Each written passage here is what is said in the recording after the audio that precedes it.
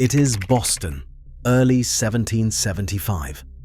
A tight little city on a rocky peninsula, ocean on three sides, and one skinny strip of land behind you that can be watched, blocked, and controlled. The air tastes like salt and smoke.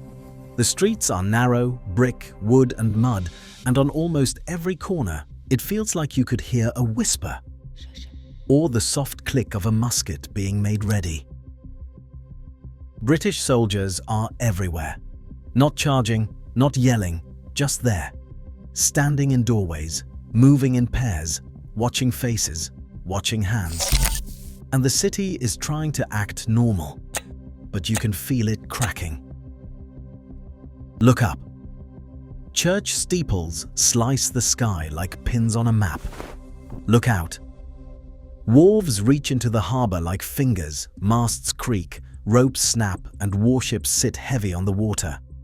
And somewhere in this crowded town, people are about to send a message that changes everything. Now we lift above the rooftops. Boston looks squeezed tight. The harbor wraps around it, and the wharves push into the water like the city is still reaching for food, for trade, for air.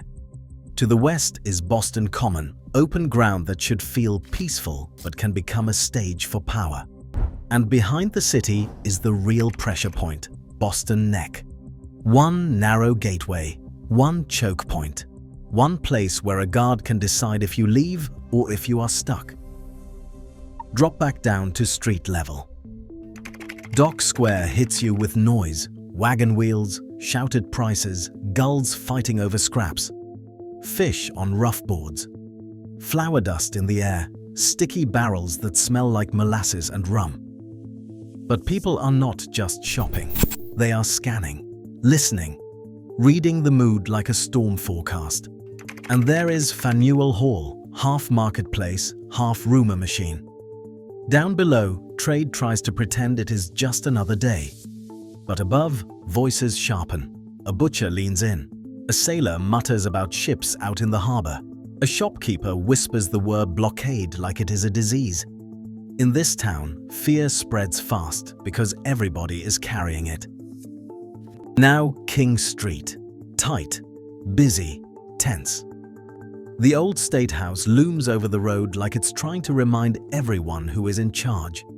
Inside are papers, orders, official voices that speak like they will last forever.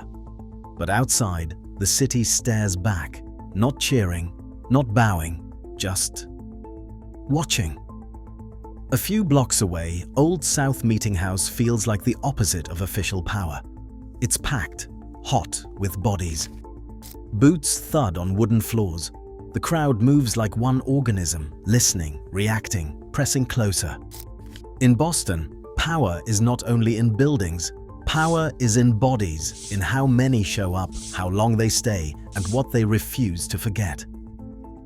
Now the light drops and we slip into the north end. The streets narrow even more. Windows glow. You smell hearth smoke, damp wool, and that ocean air that never fully leaves. At night, people talk quieter. Doors shut faster. Footsteps sound louder. And above the rooftops, Old North Church rises in silhouette. Calm in daylight, different at dusk. Like a watchtower. Somewhere nearby, someone is counting steps. Timing patrols, watching the waterline. This isn't romance. This is planning. One lantern if they march out by land, two lanterns if they cross by water. A tiny flicker of light meant to outrun an army. At the edge of the city, the harbor takes over again. A forest of masts, rigging creaking like a warning. Men hauling cargo like routine can still protect them. But farther out, the mood changes. British warships sit silent, armed, patient. Sailors glance over their shoulders.